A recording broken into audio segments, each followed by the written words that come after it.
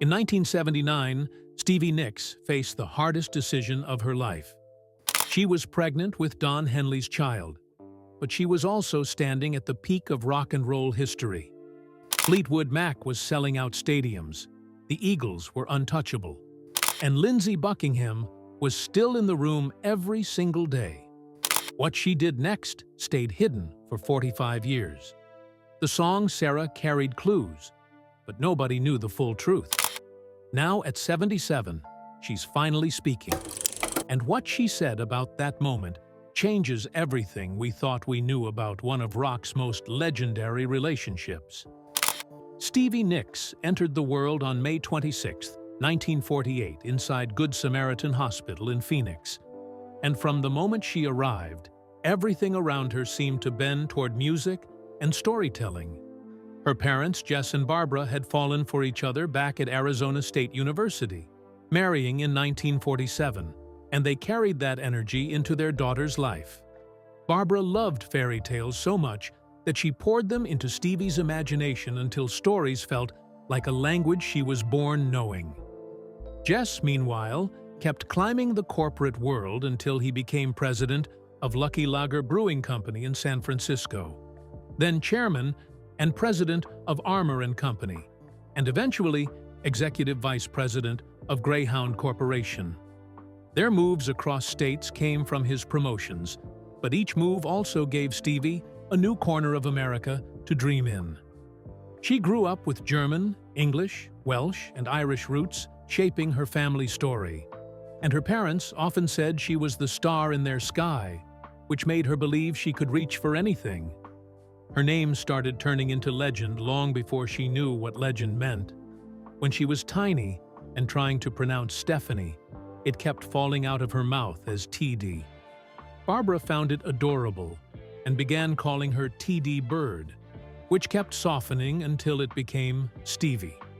The funny part was that Jess had chosen Stephanie because he loved the name, but the nickname took over so completely that she was never called Stephanie again. Years later, in a 2001 radio interview, she explained that she did not even remember saying TD. But the story followed her everywhere, becoming a gentle origin for one of rock's most famous names. When she turned 4, her grandfather, A.J. Nicks, stepped into her life as a teacher. He had spent his younger years chasing country and Western dreams that never came true, yet he still believed in the magic of melody. Stevie became the little girl harmonizing beside him, learning duets and soaking up every sound.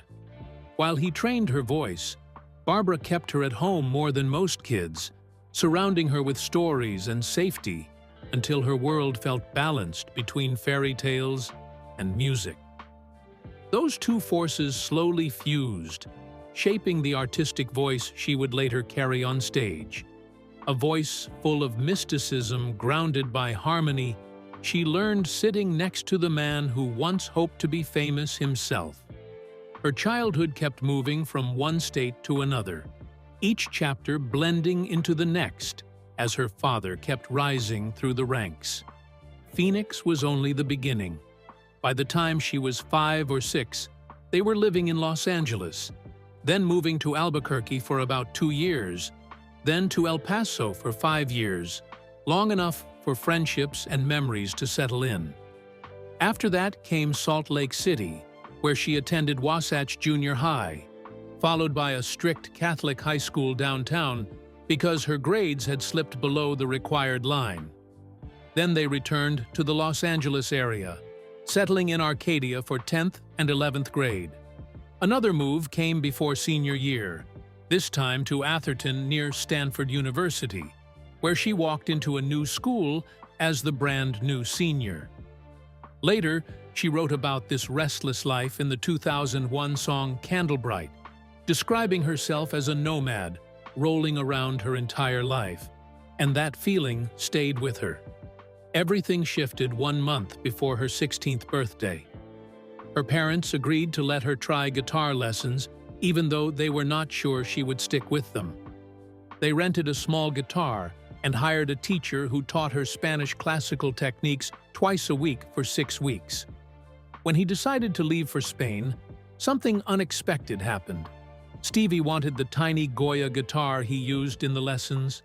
Her parents bought it for about $1,000, which was no small amount in the mid-1960s. On her 16th birthday, she sat with that guitar and wrote her first song, "I've Loved and I've Lost, and I'm Sad but Not Blue," crying as she reached the final lines because the boy she liked had chosen her best friend instead. Her parents realized something powerful was happening and started protecting her time with the guitar. If she shut her door, no one disturbed her, not even for dinner.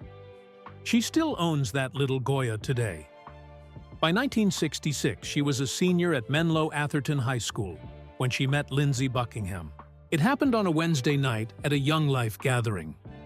Lindsay sat at the piano playing California Dreamin', and Stevie joined in effortlessly, knowing every note from her earlier a cappella days.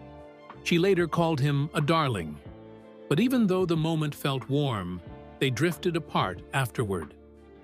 2 years later, fate circled back and brought them into the Fritz Rabin Memorial Band, alongside Javier Pacheco and Bob Aguirre. Lindsay played bass, Stevie sang lead. Suddenly they were opening for Jimi Hendrix and Janis Joplin between 1968 and 1970, learning how loud ambition can sound when the right doors open. Fritz broke apart in early 1972, but something else grew from the remains. Stevie and Lindsay moved to Los Angeles later that same year. Somewhere during that move, they became a couple, and she later admitted that without leaving the band, they probably would not have become one. People who saw them together described a glow around them, calling them a sexy star-bound pair, and sometimes jokingly calling them Mr. and Mrs. Intense because of the way they worked and lived. Together, they built their Buckingham Nicks album and poured everything they had into it. When the album arrived on September 5, 1973, it fell flat. Polydor released it reluctantly, believing it lacked imagination, and the two singles received almost no radio play. The album vanished everywhere except in Birmingham, Alabama, where local DJs loved it and kept spinning it until it gained a small, loyal following. That tiny pocket of success became their last warm moment before Polydor dropped them. Even with all the disappointment, the bold cover featuring them nude hinted at the artistic fearlessness that would later define both of them. Money became a problem immediately. Stevie worked wherever she could. She served food at Clementine's. She worked at Bob's Big Boy. She cleaned Keith Olsen's house and accepted the teasing nickname that came with it. Lindsay focused on music, even touring with Don Everly for a short stretch.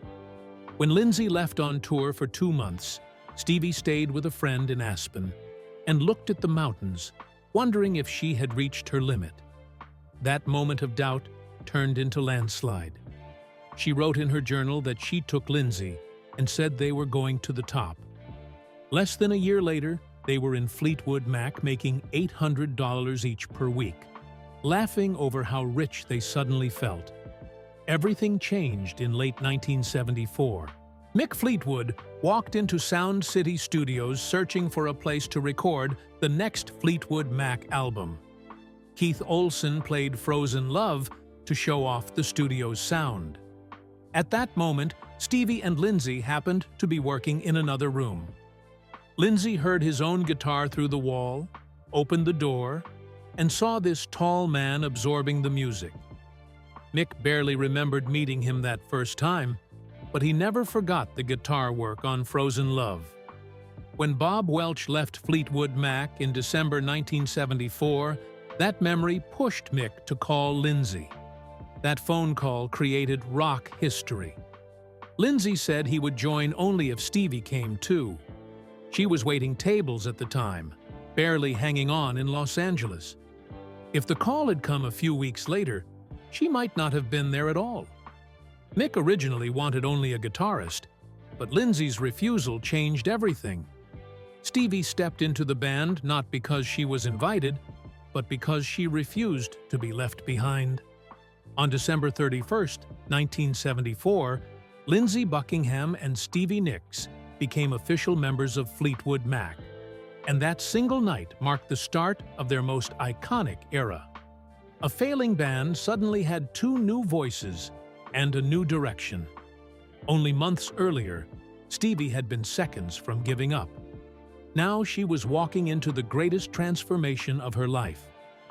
When they began recording, Lindsay quickly stepped into a forceful role as producer, creating what Mick later called a Peruvian atmosphere, which was his way of describing the intense pace and endless ideas flowing inside the studio walls.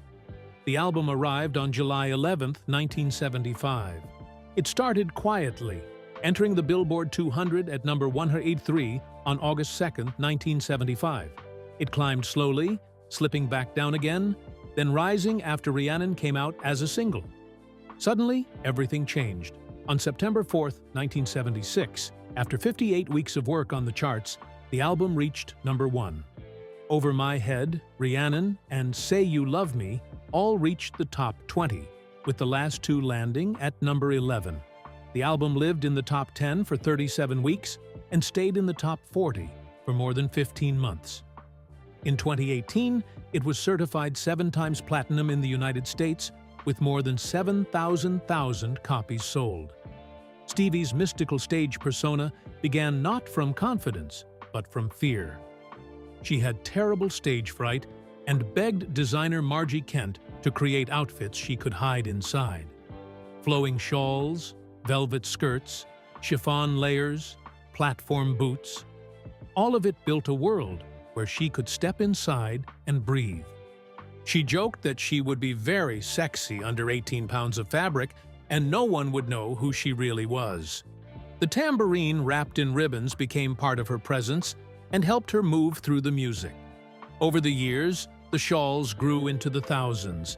She still wears the platform boots and still needs help walking in them. Her story kept deepening when the band entered the studio for Rumors. She and Lindsay had broken up in late 1975, right before the first sessions began in early 1976. Months of emotional storms followed. Christine McVie threw a glass of champagne at John. Stevie and Lindsay fought into their microphones. Ken Kaylat watched the chaos and realized this was not a normal record. Warner Brothers kept calling Mick asking if the band still existed. The sessions stretched almost a full year, costing nearly $1,000, which equals about $450,000 today. Then came the song that cut the deepest. Lindsay wrote, "Go Your Own Way," and the line "Packing up, shacking up's all you want to do" sliced into Stevie like a knife. She told him it wasn't true and begged him to take it out.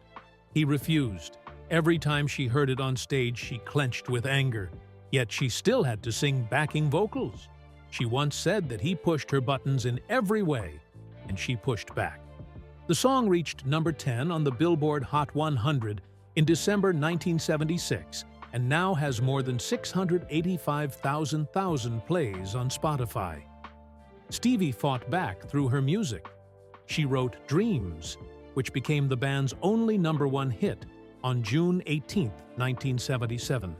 She also wrote Silver Springs, which carried the haunting line, "You'll never get away from the sound of the woman that loves you." That song was cut from the album because Mick said it was too long. Stevie never forgot that moment. Standing outside in a parking lot while the band told her they were removing it left a wound that stayed with her, even though the song eventually found life again decades later. Inside the studio, their balancing act became almost unreal. They argued, cursed, and cried. Then the tape would roll, and they would sing like nothing hurt. Ken Kayat once said that he heard them scream at each other one moment, and then glide into harmonies the next, sounding like angels until the tape stopped, and the argument started again. Mick later admitted he did not understand how they managed to live inside that emotional collision. Stevie turned to cocaine simply to get through the sessions. Mick said there were periods when no one slept for 4 or 5 weeks. Their dealer almost landed in the album credits. Stevie eventually burned a hole in her nose the size of a dime and carried a gram in her boot at all times. A surgeon warned her that one more hit could kill her. That warning arrived just in time. Nosebleeds, blackouts, near overdoses, all of it was pushing her to the edge. She finally entered the Betty Ford Center in 1986, beginning the long climb back from something that had nearly silenced her forever. It all began in the summer of 1976, at a moment when everything felt loud and oversized and impossible to escape. Fleetwood Mac was opening for the Eagles on the massive U.S. bicentennial tour, moving through sold-out stadiums as America celebrated its 200th birthday. On July 3, 1976, the bands played the Atlanta Omni. On July 4th, they hit Tampa Stadium. Tens of thousands of people packed in. Fireworks, noise, history in the air. That was when Stevie Nicks first really noticed Don Henley. Fleetwood Mac was still rising fast, still proving itself, while the Eagles were already untouchable. Don stood out to her right away. He was calm where others were chaotic, serious in a way that felt grounding. What started backstage did not feel casual. It felt like the start of something that would not stay small. By 1977, everything around Stevie was already tangled. Her long relationship with Lindsey Buckingham had ended, but they were still bound together every day inside Fleetwood Mac. Not long after, she had a brief and painful affair with Mick Fleetwood that collapsed under its own weight. Mick's marriage was falling apart. Drugs were everywhere. Emotions were raw. Then came the deeper betrayal when Stevie discovered her closest friend Sara had become involved with Mick. In the middle of all that wreckage, Don Henley stepped in. He understood the pressure. He understood the madness. Fame was chewing both of them alive, and somehow they recognized that look in each other. Don treated Stevie differently. He made her feel seen, not consumed. He pulled her into his world with fast cars, big houses, and gestures that felt unreal even by rock standards. Maseratis showed up. Mansions opened their doors.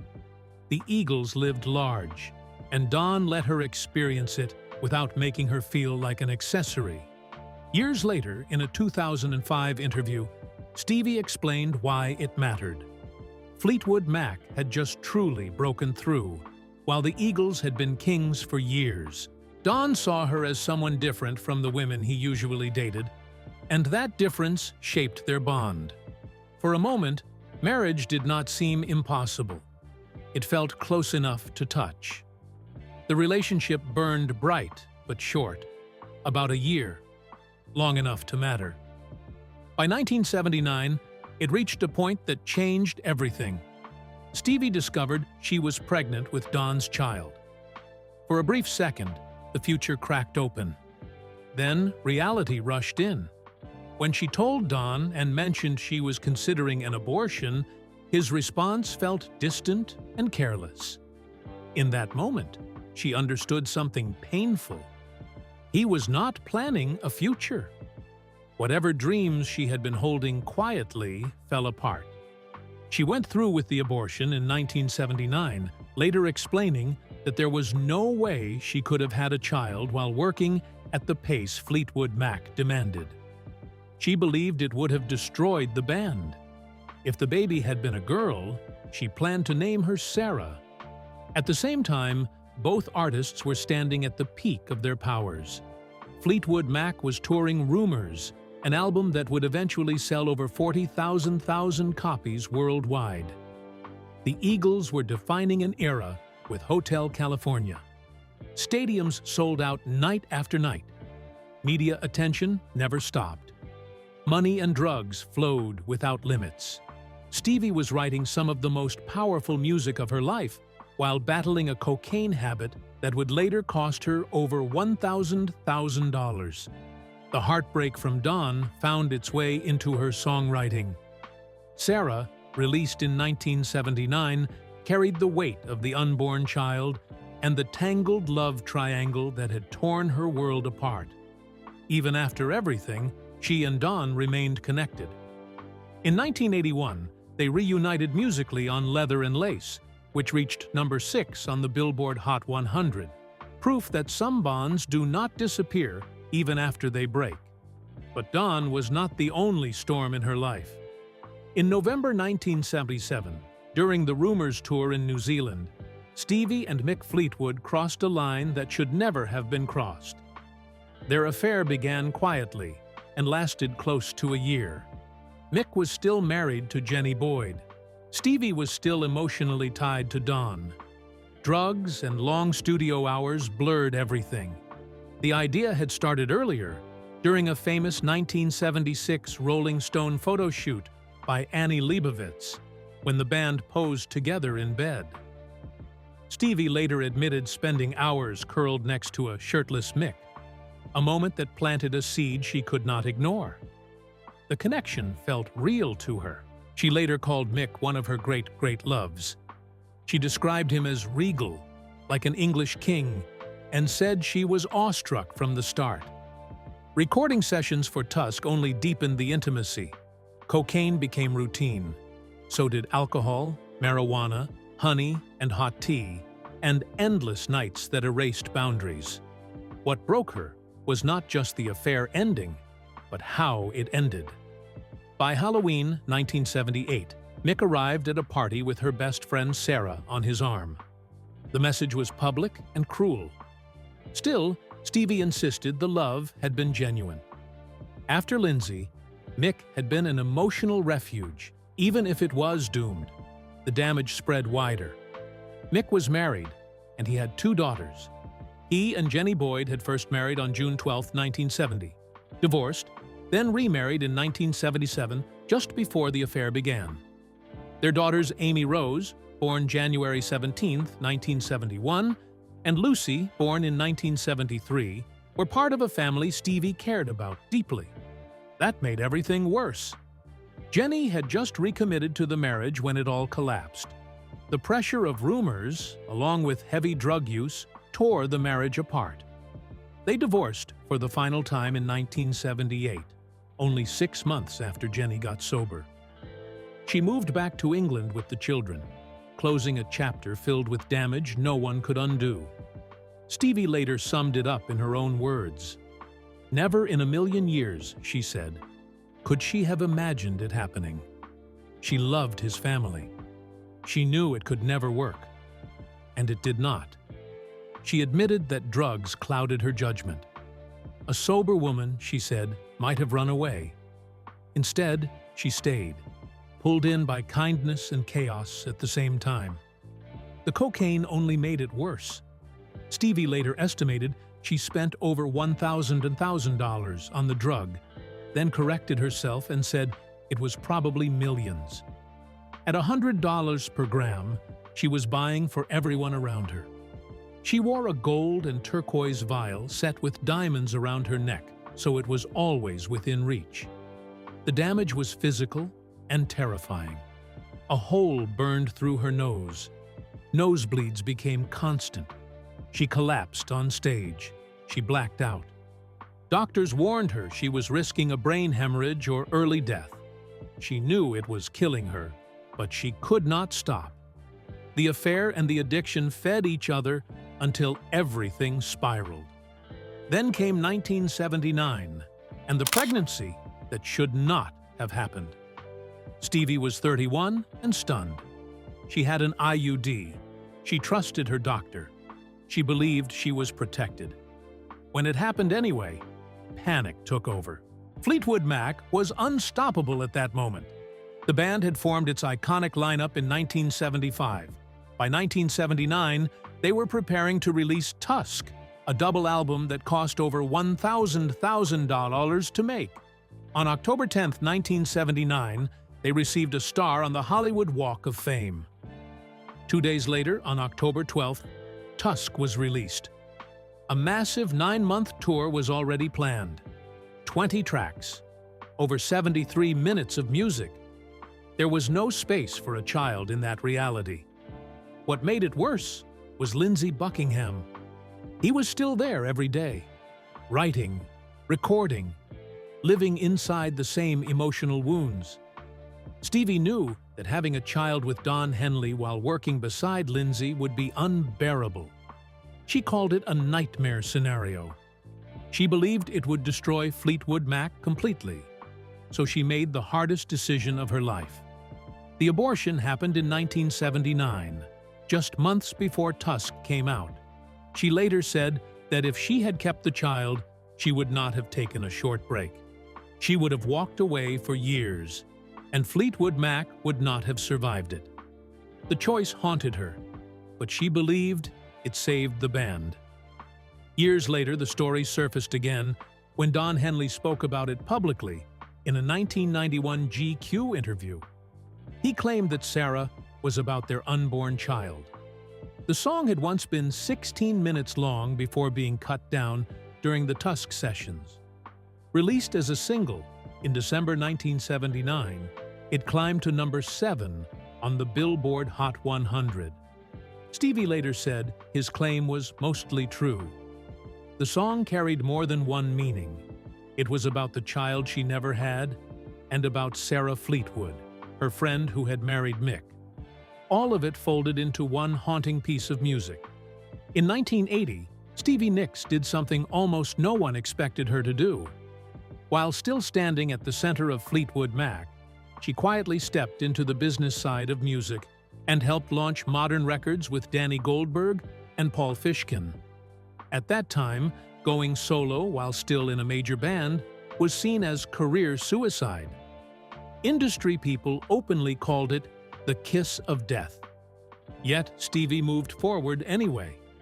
Even before finishing her obligations with Fleetwood Mac, the trio secured a distribution deal with Atlantic Records in June 1979. They were careful right down to the details, even stamping the Modern Records logo with the year 1980, so it would not be confused with an older label of the same name. That Atlantic partnership changed everything. Paul Fishkin later said that aside from the Rolling Stones, Stevie proved to be the best-selling artist in the entire Atlantic-affiliated group, and that statement did not come lightly. That gamble paid off almost instantly. On Monday, July 27, 1981, Belladonna arrived, and within weeks it became clear this was no side project. By September 5, 1981, the album hit number 1 on the Billboard 200, just 5 weeks after release. Even more shocking, it went platinum on October 7, 1981, only 72 days in.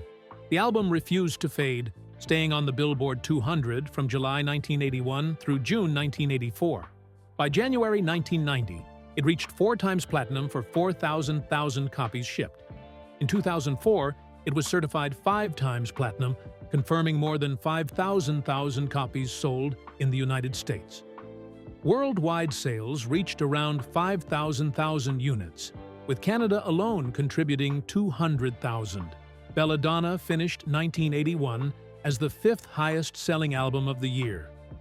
Inside that success lived songs filled with real history. Leather and Lace began as a song Stevie wrote for Waylon Jennings and Jesse Coulter, but it never made their album. Years earlier, Stevie had dated Don Henley from 1977 to 1978. The relationship ended painfully when she became pregnant and chose to end it, an experience that later fed into the song Sara. Despite everything, they stayed connected. During Belladonna, Stevie was deeply involved with producer Jimmy Iovine, yet she found herself singing intimate lyrics with her former lover. That emotional tension stayed in the recording. Released as the second single, Leather and Lace peaked at number 6 on the Billboard Hot 100 in January 1982 and held that spot for 3 weeks. Belladonna did something no one expected from a debut solo album. It produced 4 top 40 hits. Stop Draggin' My Heart Around peaked at number 3. Edge of 17 reached number 11, inspired by a misunderstood phrase and the call of a white-winged dove. After the Glitter Fades climbed to number 32. With that run, Stevie proved she could stand on her own without Fleetwood Mac. By 1986, however, the cost of that success had become terrifying. Years of cocaine use burned a hole straight through her nasal septum. When she saw a plastic surgeon, he told her plainly that if she did not stop, her nose could collapse or she could die. Around the same time, before a tour, she partied so intensely for 48 hours that she forgot to remove her contact lenses and nearly lost her eyesight. Those moments pushed her into the Betty Ford Clinic in 1986. Looking back, Stevie admitted she was the worst addict in the band. She said everyone was using drugs, but her dependence went further. Even Tom Petty feared the phone call telling him she was gone would come someday. She could not even look at photos from that era. Intervention and fear finally forced her to seek help. After rehab, another trap closed in. From 1987 to 1994, a psychiatrist prescribed her Klonopin and kept raising the dose. Stevie later said Klonopin was worse than cocaine. She lost 8 years of her life, stopped writing, gained weight, and barely remembered touring. By the end, she was mixing it with over-the-counter drugs, risking an accidental overdose. The breaking point came in late 1993, after she fell at home and split her forehead open. Later, looking at a Polaroid of herself, she realized she was going to die from something meaningless if she did not stop. She chose survival and endured a brutal 47-day hospital detox to reclaim her life. Her health battles did not stop there. Broken silicone implants required reconstruction in 1994. Epstein-Barr virus left her with chronic fatigue. Rhinoplasty repaired cocaine damage. She was fighting addiction, surgery, and exhaustion all at once, and somehow she survived. In October 2024, Stevie spoke openly again. In a CBS Sunday morning interview on October 27th, she revealed details of her 1979 pregnancy with Don Henley. She explained the choice was hers, and she had no regret. She said having a child would have completely derailed Fleetwood Mac. At 76, she stood firm in that truth. That clarity carried through her later milestones. On March 29, 2019, she became the first woman inducted twice into the Rock and Roll Hall of Fame. She opened the show herself, reunited with Don Henley on stage, and closed with Edge of 17. The moment felt full circle. Then, on September 27, 2024, she released The Lighthouse, her first new song since 2011. Written in response to the 2022 Supreme Court decision, it became a statement of power and warning. She performed it live on October 12, 2024, despite being afraid to do so. Today, her bond with Don Henley remains warm and respectful. What began with love and loss turned into something deeper. At 77, Stevie stands as proof that ambition, pain, and lifelong connection can exist together. Not as regrets, but as chapters that still speak to each other.